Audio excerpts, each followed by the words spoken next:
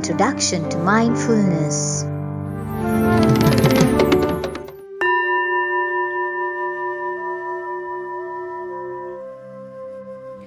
Now, this is our time for the practice. So, first let us do the mindful sitting practice and then we'll have a look at mindful games. Okay, so all our children, teachers and everyone, sit comfortably and let's be mindful of our sitting posture. There are times we are usually unmindful, like while sitting and watching TV, while traveling in a bus or a vehicle, while at a party, sitting and chatting with others. We are unmindful at these times. Now, you should know that you are seated. Now, it's different to those unmindful times. I am here and now seated, and I know that and can feel it. If so, we could say, I am mindful. See, how do you feel it? Have your eyes closed. Straighten your spine, not stiffen. Head slightly raised and hands in a relaxed position. If you want, place your palms one over the other. You can feel the pressure of your back on your seat, legs tightened or bent. You can clearly feel this sitting posture now. You may also feel the natural movement of air within your body. The breath passes in and out. Like this, the longer we can keep our attention with our body, our mindfulness grows. In the meantime, our mind wanders. Monkey mind in action, running into sounds, into thoughts, feeling pains and aches. Not a problem. We bring our mind back to our body, back to the breath, and see for how long or how many breaths can I keep watching. Let's do it like a game and keep watching our body for some time. With what do we watch? Yes, with mindfulness, because our eyes are closed now. Okay, you can now open your eyes.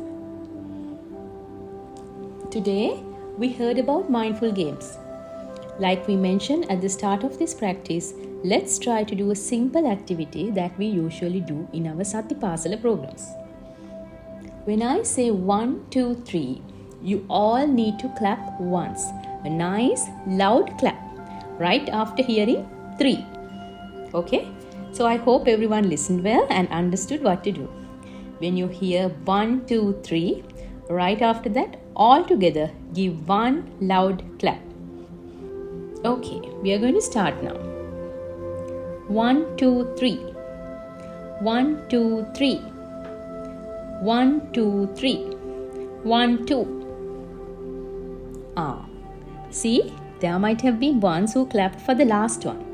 Yes, that means our attention was elsewhere. Either we were not listening or we were too quick or excited and lost attention on the task. This is all right. It does happen. We can go wrong. Let's try it this time. 1, 2, 3. 1, 2, 3. 1, 2, 3. 1, 2, 3. 1, 2. This time, probably less errors or slips. Right? Okay. One last try. I'm going to speed up now. 1, 2, 3. 1, 2, 3. 1, 2, 3. 1, 2, 3. 1, 2. How was it this time? Some may have still got it wrong. But we had better attention now, didn't we? This attention is very important for mindfulness. We pay attention to our posture. While walking, we pay attention to the walking. While eating, we pay attention to the meal we are taking. It is this paying attention that we develop with mindfulness. So use the learnings from today in your lives. Like you benefit through the practice of mindfulness, through bare attention, through SathiPasala, may today's message too serve you all well.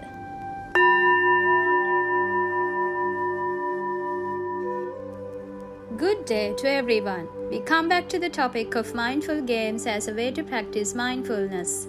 We know that the one who practices mindfulness seems to have a very good memory of what happened or what was heard or said, having an improved recollection which is great for studies. With this, let's consider someone learns to have their meal very silently according to the SMS way, and in this moment another sitting at the same table makes loud noises or sounds while eating and acts carelessly. Then the one who acts mindfully gets irritated with the one who disturbs. When this happens, mostly because now we are more aware and sensitive to things around us, the mindful person could have a bunch of mindful games in hand. In instances where I behaved well but the other one did not behave so well, the well-behaved one feels annoyed with the one who misbehaves. And when this happens, just think to yourself that you're feeling angry with something you're seen, or you're feeling angry because you heard something, or with something you're feeling.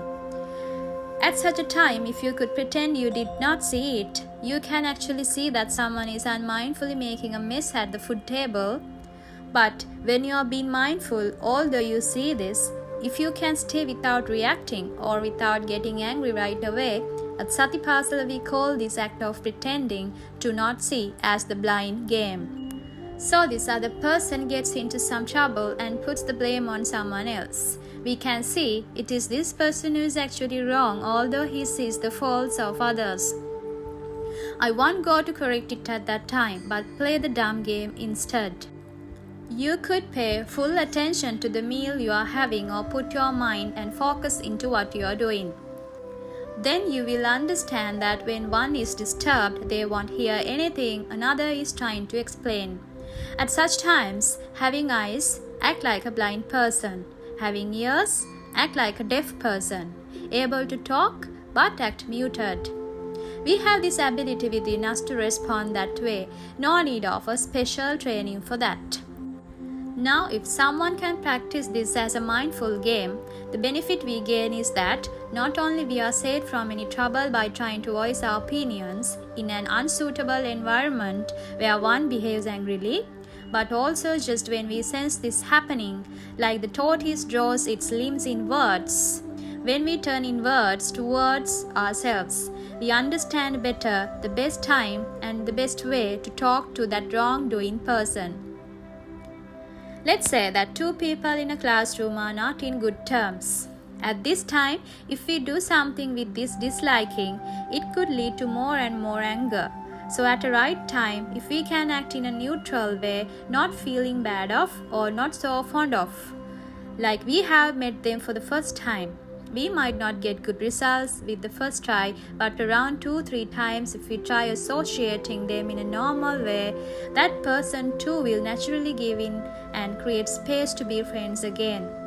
So if we know the best time to act, of course it's true that this is a bit complex and one cannot have this discipline on the first day itself.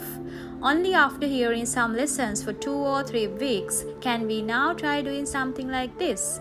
It is a bit of a serious lesson. Do the deaf, blind and mute game, and if you find the right time, clarify it to them. Or else, sometimes your class teacher might see this quality in you and ask, could you teach this to the others as well? During a time of chaos, how could one act without creating more trouble? Given such times, you may share your experience of this. Without practicing this, however educated we are, or whatever the higher level titles we hold, or getting the highest paid job, won't teach us how not to get affected when someone else does something wrong. This is widely seen among adults. It's much easier to teach this to small ones due to their open nature. So from a young age, remember that by doing some mindful games, by walking and sitting, though you have developed some discipline within you, we need to know that all the others will not understand this the same way. We will have to work with this kind of people. We'll get to see and hear unpleasant things. What we can do is to act deaf, act blind or muted, similar to being like a tortoise as we have learnt before. We don't do this because we are weak or we don't have the guts. Rather, if your parents and teachers know about this, they will praise you for this great quality you display. Sometimes you might even get the chance to talk about it yourself.